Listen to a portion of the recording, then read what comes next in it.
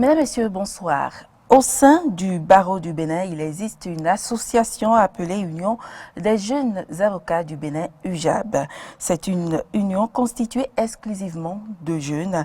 Et dans ce cadre, nous recevons ce soir sur Droit et Devoir Maître Brice Oussou. Il est le président de l'Union des jeunes avocats du Bénin. Maître Oussou, bonsoir. Bonsoir. Et merci d'avoir accepté notre invitation. C'est moi qui vous remercie. Alors dites-nous, qu'est-ce que l'Union des jeunes avocats du Bénin? Alors, comme vous le dites, comme le dit l'appellation, c'est l'Union des jeunes avocats du Bénin, c'est-à-dire une union constituée de jeunes au sein du barreau du Bénin. Le barreau du Bénin, pour le dire simplement, c'est l'ensemble des avocats du Bénin qui sont constitués au sein d'un ordre.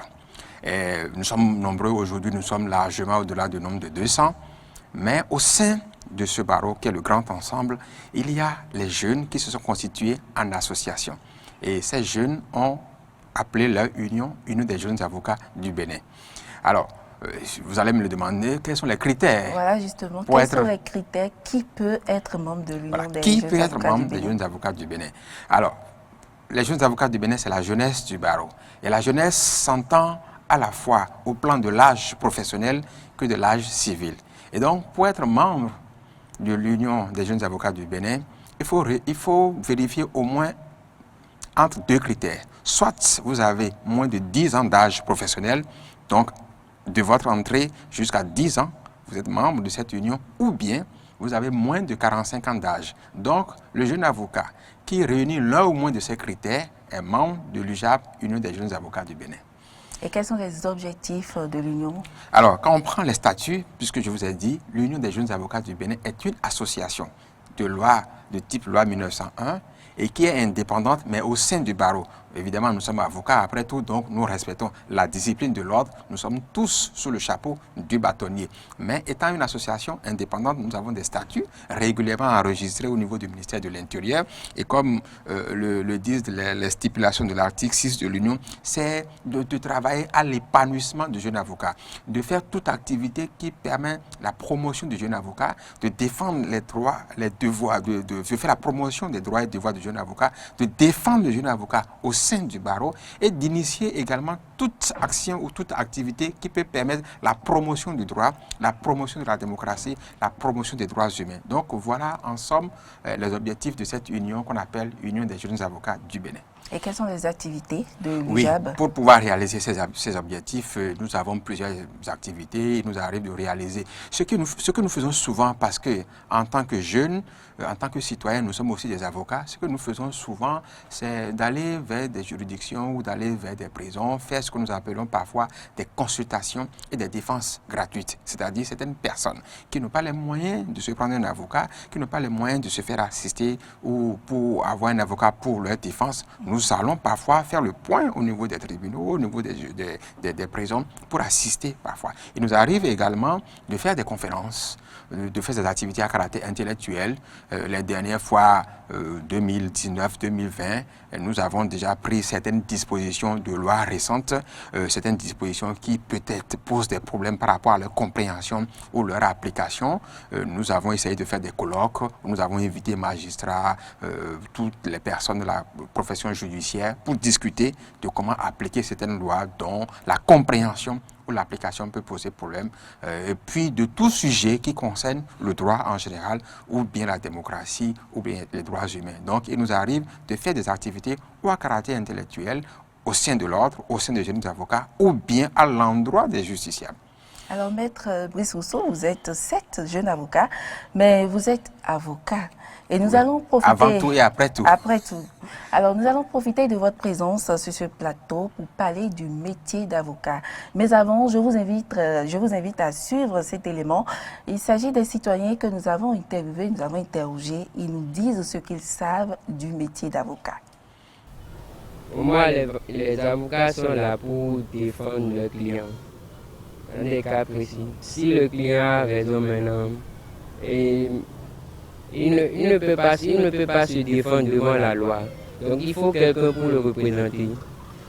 C'est de là que viennent les avocats. Moi, je ne connais pas de structure, de service où on peut aller demander un avocat. Le rôle d'un avocat. Bon, l'avocat pour de défendre celui qui a un problème d'État ou judiciaire. Bon, pour ma part, principalement un avocat, son principal rôle, c'est de défendre son client. Plusieurs personnes ont l'habitude de dire que l'avocat ment pour tirer son client d'affaires main. Je pense que l'avocat utilise des règles de droit pour essayer d'alléger peut-être la sanction que devait subir son client ou bien essayer de tirer son client d'affaires par des méthodes normales. Pour saisir un avocat quand on en a besoin, quand on a le besoin. Bon, je ne sais pas trop comment il faut faire. Bon, c'est un métier pour ceux qui l'ont appris, parmi tant d'autres.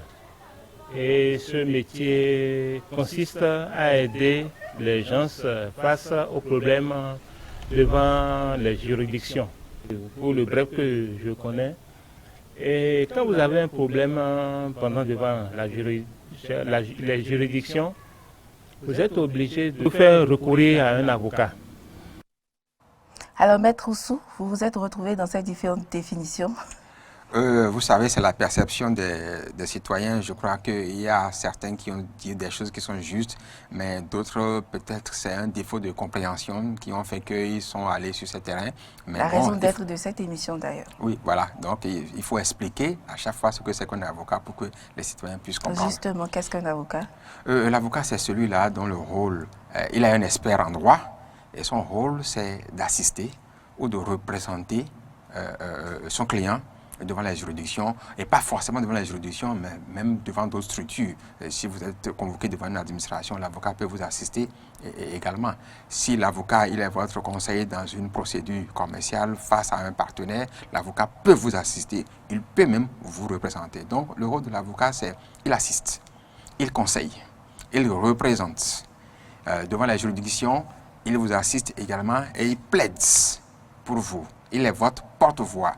Parce que quand vous avez une procédure devant une juridiction, il y a le fond que vous maîtrisez, mais il y a les procédures, les règles pour saisir les juridictions et défendre le cas devant une juridiction. Et lui, c'est son rôle, c'est un spécialiste. Il accompagne celui qui est son client pour le faire.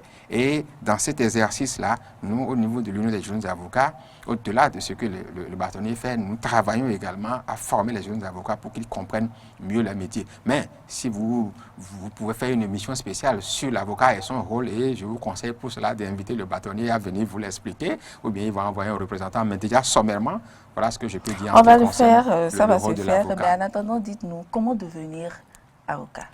Pour devenir avocat, il y a une formation qui se fait par l'ordre des avocats en relation avec la faculté de droit. Et ensuite, au terme de la formation, un examen est passé, toujours par l'ordre des avocats en relation avec la faculté de droit. Et après, après être reçu à cet examen-là, eh bien, on fait des formalités pour être admis au stage d'avocat. Et déjà, en tant que stagiaire, vous portez la robe et vous faites 3 années en tant que stagiaire. Et au terme des 3 ans, on valide pour voir si vous avez acquis un minimum de connaissances pour exercer le métier. Et on valide votre stage et puis vous êtes appelé à vous inscrire. En tant que, si je peux me le dire, en tant qu'avocat titulaire, dans un langage ordinaire, mais pour dire le terme approprié, vous êtes inscrit au grand tableau en tant qu'avocat. Alors, sur ce point également, je vous conseille peut-être d'inviter le bâtonnier. Il va vous dire de façon détaillée comment ça fonctionne pour devenir avocat. Alors vous l'avez dit tout à l'heure, l'avocat assiste le client. Mais quels sont les rôles fondamentaux de l'avocat? Oui, j'ai commencé à le dire. Assister le client, c'est-à-dire, voilà, vous avez une difficulté, on vous convoque dans un commissariat. L'avocat, vous lui faites signe, vous lui faites appel à votre avocat, il vous assiste. Pendant votre audition, si vous êtes gardé à vue, il vous assiste en ce moment. Ou bien vous êtes convoqué devant une juridiction, quand c'est le volet pénal, l'avocat vous assiste et il vous défend. Que vous soyez le mis en cause ou que vous soyez la partie civile, c'est-à-dire celui qui a déposé la plainte.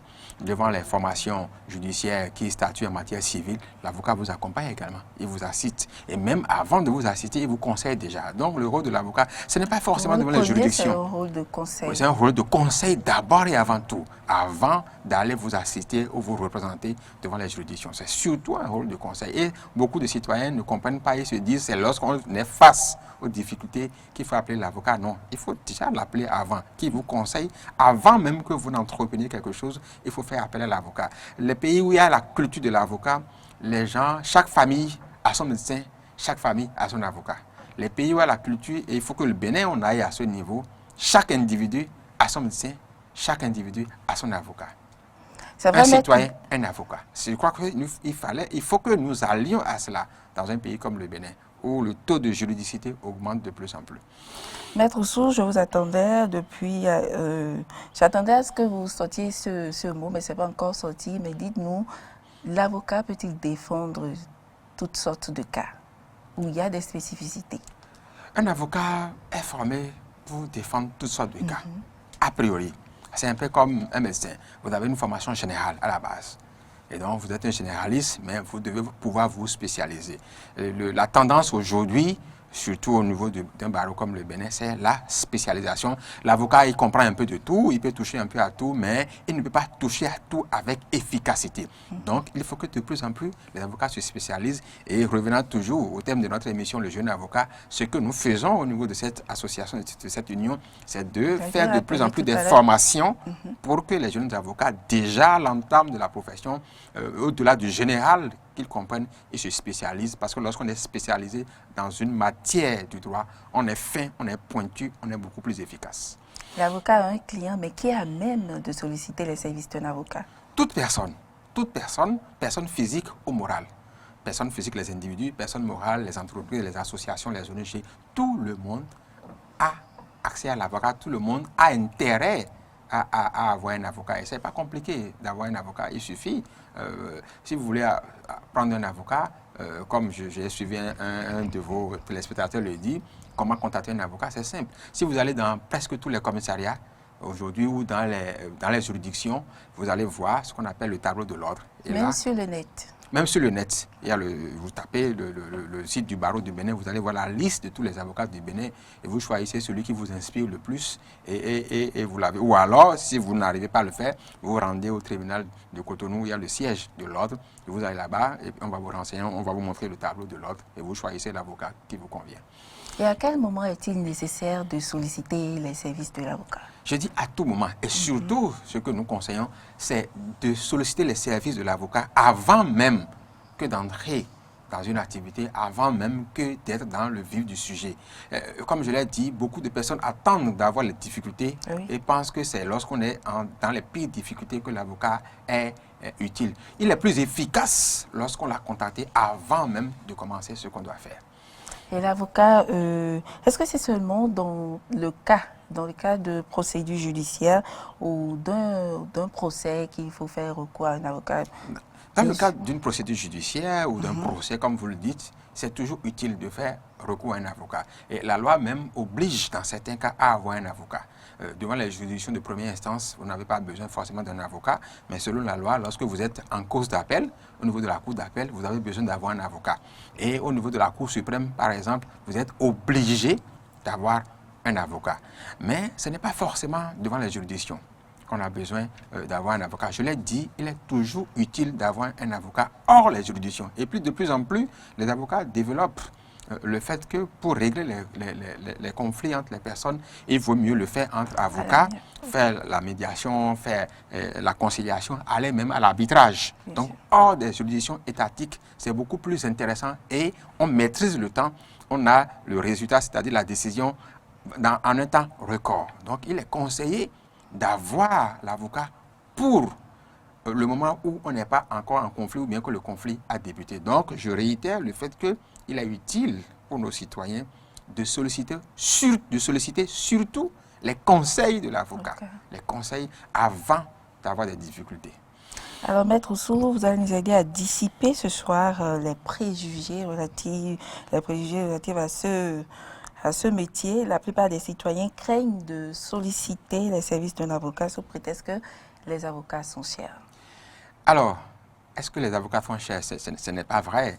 Et comme je l'ai dit, revenant toujours au thème de notre émission, au niveau de l'Union des jeunes avocats du Bénin, il est déjà arrivé que nous sollicitions les anciens, le bâtonnier, pour nous enseigner le coût, comment facturer.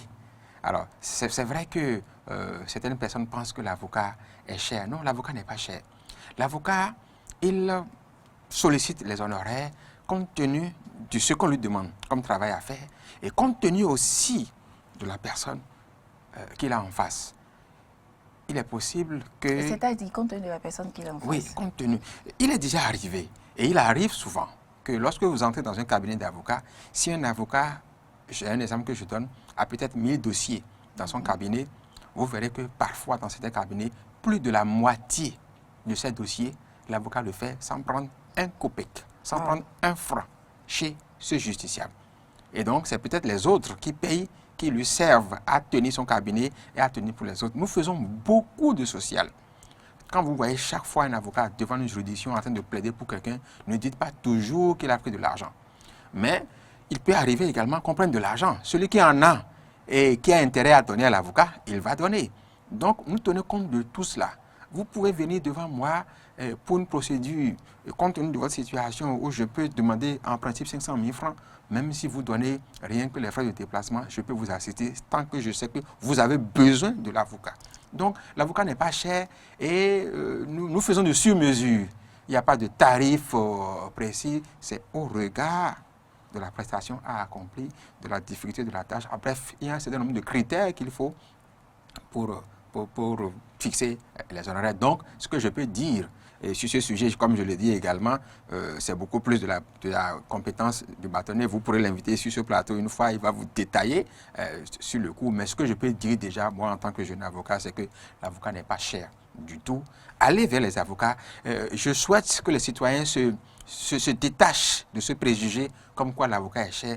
L'avocat n'est pas du tout cher. Il est à la portée de toutes les bourses. De toutes les bourses, tous les citoyens du Bénin peuvent prendre un avocat. Alors on retient simplement sur ce plateau que l'avocat n'est pas cher et surtout l'avocat ne prend pas toujours de l'argent. Alors, je ne dis pas ça pour qu'on vienne voir l'avocat sans se préparer à payer. Il faut se préparer à payer, mais il peut tenir compte.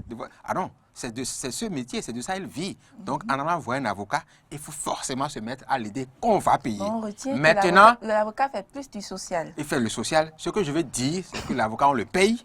Mais il faut se départir de l'idée selon laquelle l'avocat est cher et qu'il faut éviter d'aller voir l'avocat. Allez le voir, posez-lui votre problème, il s'entendra avec vous sur comment vous allez payer et combien il faut payer. C'est bien clair. Alors, Maître Oussou, l'avocat à un procès, est-ce qu'il a l'obligation de gagner ce procès-là? L'avocat, je réponds clairement et simplement, il a une obligation de moyens. Il n'a pas une obligation de résultat. C'est comme le médecin.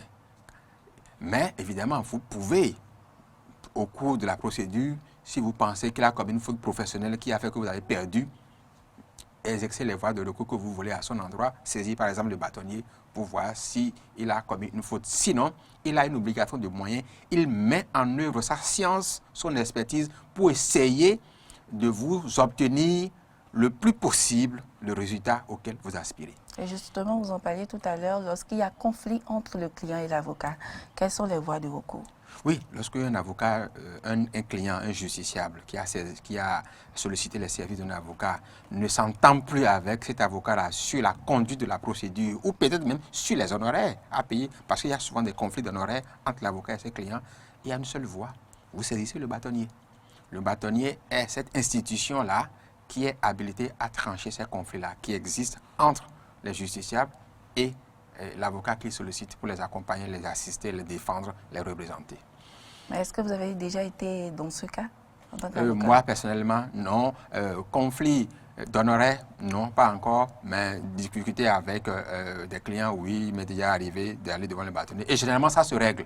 Ça se règle très bien et ça se passe tellement bien que généralement, certaines personnes qui avaient des griefs contre les avocats, au sortir de la discussion qu'ils ont avec le bâtonnier, ils leur expliquent et puis les gens comprennent et ça reprend. Et sur ce sujet également, comme je vous le dis, il serait intéressant que vous invitiez monsieur le bâtonnier à venir lui-même bien envoyer un représentant vous expliquer un peu comment ça se passe. Mais de ma position de jeune avocat, c'est ce que j'ai pu observer jusque-là.